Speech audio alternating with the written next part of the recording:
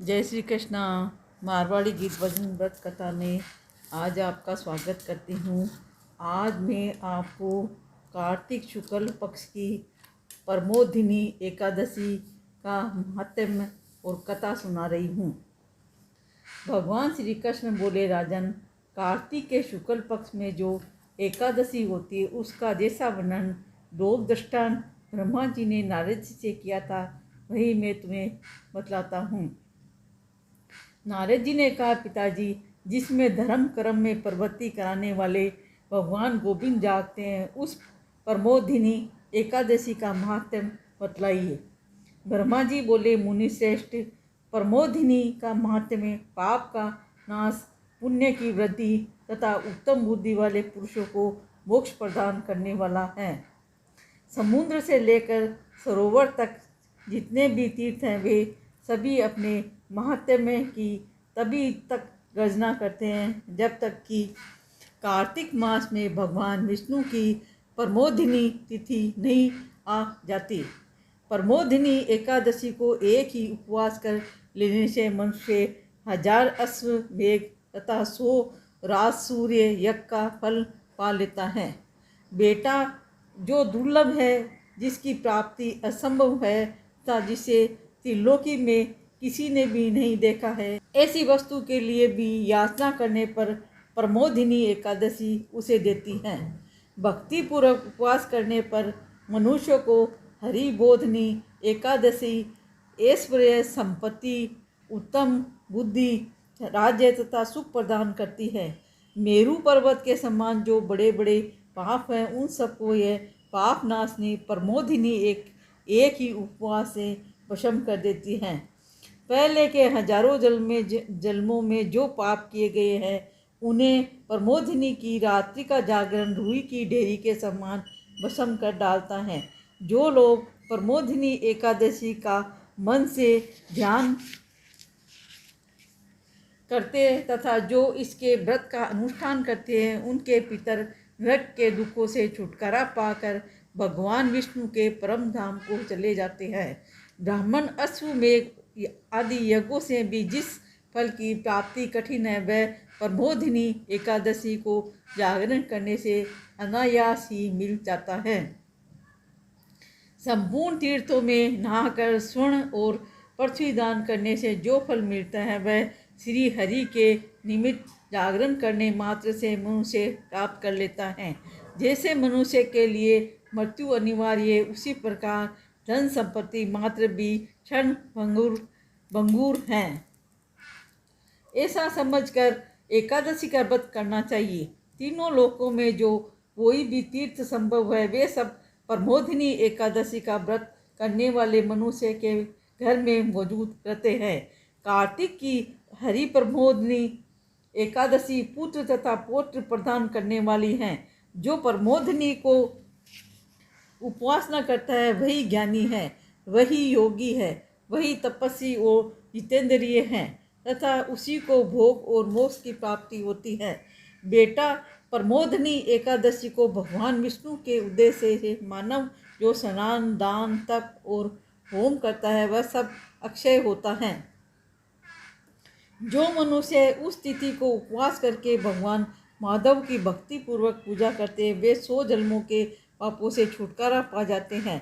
इस व्रत के द्वारा देवेश्वर जनार्दन को संतुष्ट करके मनुष्य संपूर्ण दिशाओं को अपने तेज से प्रकाशित करता हुआ श्री हरि के बैकुंठ धाम को जाता है। प्रमोदिनी को पूजित होने पर वह भगवान गोविंद मनुष्य के बचपन, जवानी और बुढ़ापे में किए हुए 100 जन्मों के पापों को चाहे वे अधिक हो या कम धो डालते हैं।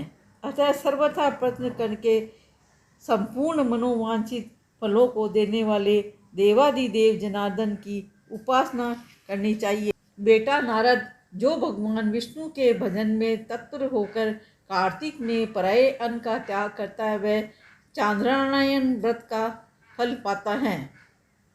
जो प्रतिदिन शास्त्रीय चर्चा से मनोरंजन करते हुए कार्तिक मास व्यतीत करता है वह अपने संपूर्ण पापों को जला डालता और 10,000 योगों का फल प्राप्त करता है। कार्तिक मास में शास्त्रीय कथा के कहने सुनने से भगवान मधुसूदन को जैसा संतोष होता है वैसा उन्हें यज्ञ, दान अथवा जप आदि से भी नहीं होता। जो शुभ कर्म परायण पुरुष कार्तिक मास में एक या आधा श्लोक भी भगवान विष्णु की कथा बाँचते उन्हें 100 गोदान का फल मिलता है। महामुने कार्तिक में भगवान केशव के सामने शास्त्र का स्वाध्याय तथा श्रवण करना चाहिए। मुनि श्रेष्ठ जो कार्तिक में कल्याण प्राप्ति के लोभ से श्री हरि की कथा का प्रबंध करता है वह अपनी 100 पीढ़ियों को तार देता है।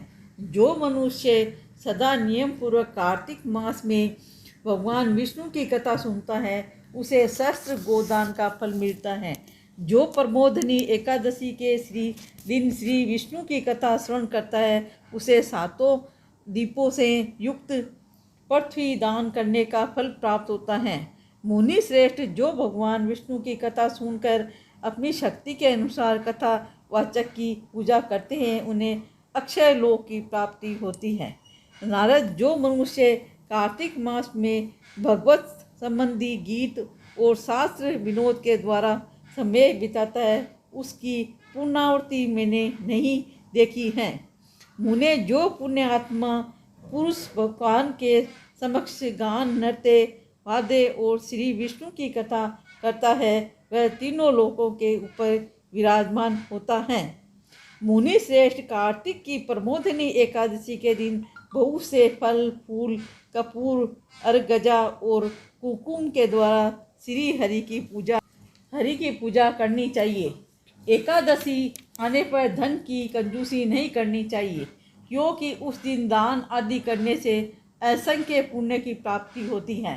प्रमोदनी को जागरण के समय शंख में जल लेकर फल तथा नाना प्रकार के द्रव्यों के साथ श्री जनार्दन को अर्घ्य देना चाहिए। संपूर्ण तीर्थों में स्नान करने और सब प्रकार के दान देने से जो फल मिलता है वही प्रमोदनी एकादशी के अर्घ्य देने से करोड़ गुना होकर प्राप्त होता है। देवेड़ से अर्घ्य के पश्चात भोजन, आच्छादन और दक्षिणा आदि के द्वारा भगवान विष्णु की प्रसन्नता के लिए गुरु की पूजा करनी चाहिए। जो मनुष्य उस दिन श्रीमद् भागवत की कथा सुनता है अथवा पुराण का पाठ करता है उसे एक एक अक्षर पर कपिला दान का फल मिलता है। मुनि श्रेष्ठ कार्तिक में जो मनुष्य अपनी शक्ति के अनुसार शास्त्रोक्त रीति से वैष्णव व्रत एकादशी का पालन करता है उसकी मुक्ति अविचल है। केतकी के एक पत्ते से पूजित होने पर भगवान गरुड़ध्वज 1000 वर्ष तक अत्यंत तृप्त रहते हैं।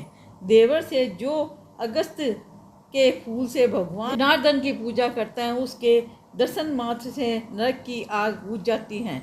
बस जो कार्तिक में भगवान जनार्दन को तुलसी के पत्र और पुष्प अर्पण करते उनका जन्म भर का किया हुआ सारा पाप भस्म हो जाता है। मुने जो प्रतिदिन दर्शन, स्पर्श, ध्यान, नाम कीर्तन, स्तवन, अर्पण, सेचन, नित्य पूजन तथा नमस्कार के द्वारा तुलसी में 9 प्रकार की भक्ति करते हैं वे कोटि सहस्त्र युगों तक पुण्य का विस्तार करते हैं। नारद सब प्रकार के फूलों और पत्तों को चढ़ाने से जो फल मिलता है वह कार्तिक मास में तुलसी के एक पत्ते से मिल जाता है। कार्तिक आया देख प्रतिदिन नियम पूर्वक तुलसी के कोमल पत्तों से महाविष्णु श्री जनार्दन का पूजन करना चाहिए। 100 यज्ञों द्वारा देवताओं का यजन करने और अनेक प्रकार के दान देने से जो पुण्य होता है वह कार्तिक में तुलसी दल मात्र से केशव की पूजा करने पर प्राप्त हो जाता है। बोलो श्री विष्णु भगवान की जय।